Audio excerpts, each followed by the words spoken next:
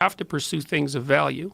And if you pursue things of value in a social space, so you do it cooperatively and competitively, you do it with other people, then you're going to produce differential outcome because people will be differently good at it. Yes. Well, it's like, okay, you don't believe that? It's like, okay, do you listen to random selections of music online?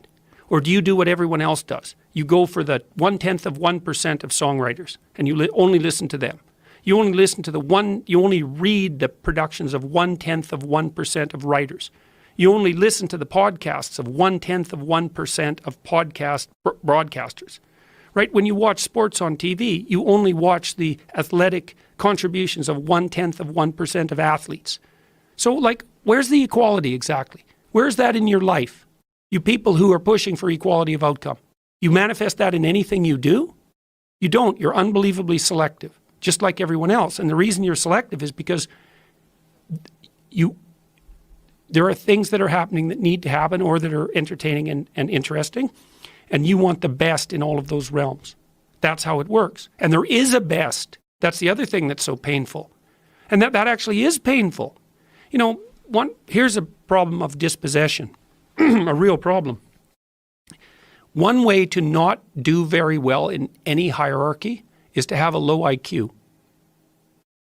And so IQ is normally distributed. And if you have an IQ of less than 85, it's hard for you to read well enough to follow instructions. That's about 10% of the population, might even be higher than that. Okay, so given that lack, how are you going to compete? And the answer is, you're not. Because low IQ is a good predictor of poverty. Now they spiral because, you know, if you're cognitively, if you're less cognitively gifted, then and you have children, they're going to be in a less enriched environment. These things spiral, but you still have the essential problem. That's the essential problem of the dispossessed. It's like hierarchies are complex tools to attain necessary goals, but they dispossess people. What do we do with the people that they dispossess? The answer is, we don't know. So we have to talk about it constantly to figure out how to solve it, because it's an ongoing problem that transforms, and that's the reason that political dialogue is necessary.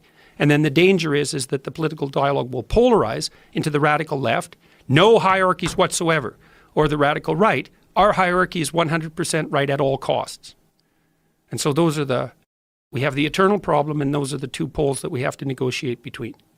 It's interesting because the accusation has always been that what the left is trying to do with this equality of outcome thing is sort of an infantilization of the populace, right? And the best example of that is sports.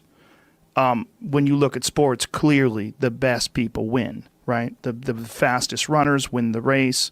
The people that have the best strategy win the game.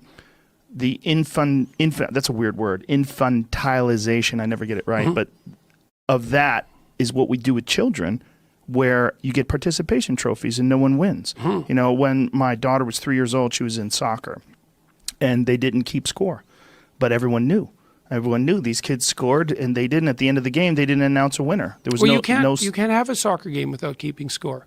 Yeah, it's not a soccer game anymore. It's something else. But the score was kept. Of course. It just wasn't discussed. Well, of course. It was the strangest thing. But this is to treat these little kids because they couldn't handle it. Yeah. You know, she cried when the other team scored. I'm like, it feels bad when they score, so it feels good when you score. It's very difficult to say that to a 3-year-old. Right. So is she going to run hills? Is she going to practice drills so that she feels that good feeling more? And then there's a point where that becomes too far. There's a point where you become an obsessive over-winner, right? And this is the people that want to crush their enemies. Then you become Conan the Barbarian. This is the far end of it. Okay, and this is what the left is terrified of, right?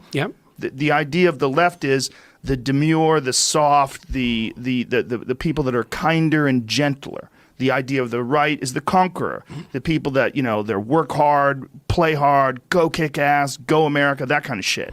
And so these are the type of people that are going to be crueler. They're going to do what it takes to win.